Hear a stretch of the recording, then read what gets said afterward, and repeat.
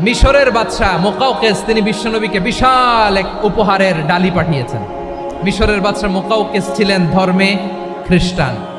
কি উপহার দিয়েছিল আমার নবীকে?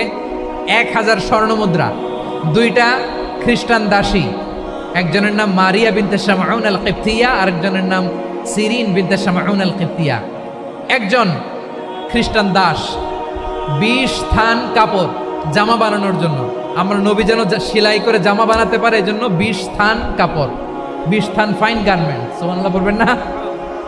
এরপরে একটা গাধা যেটার নাম ছিল উফাইর, আর একটা খচ্চর এটার নাম ছিল দুলদুল। ওই খ্রিস্টান বাদশাহ আমার নবীকে উপহার দিল। বিশ্বনবী এই উপহারগুলো সানন্দে গ্রহণ করেছে। সুবহানাল্লাহ পড়বেন না? তাহলে অমুসলিম কেউ যদি আপনাকে উপহার দেয়, হালাল উপহার হলে আপনি গ্রহণ করতে পারবেন।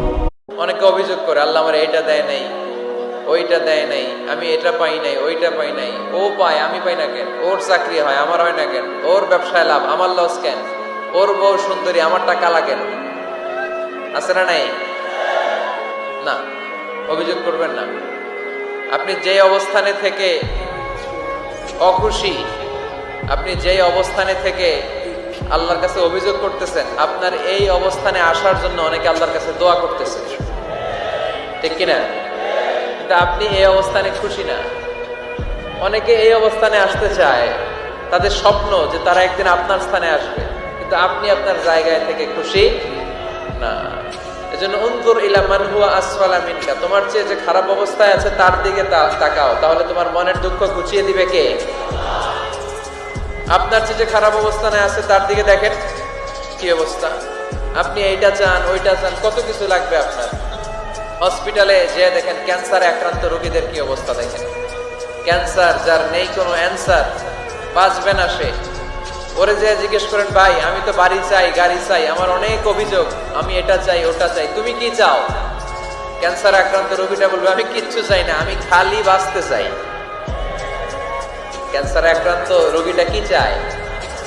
শুধু কি চায়? বাঁচতে চায়। আর আমাদের অনেক কিছু লাগবে। এজন্য বেঁচে যে আছি এই জন্যই আলহামদুলিল্লাহ। শ্বাস প্রশ্বাস যে নিতে পারতেছি, বেঁচে আছি, অনেক দিয়েছে প্রভু, আর কিছু লাগবে না। আলহামদুলিল্লাহ পড়েন। চাওয়ার কোনো শেষ নাই, আছে?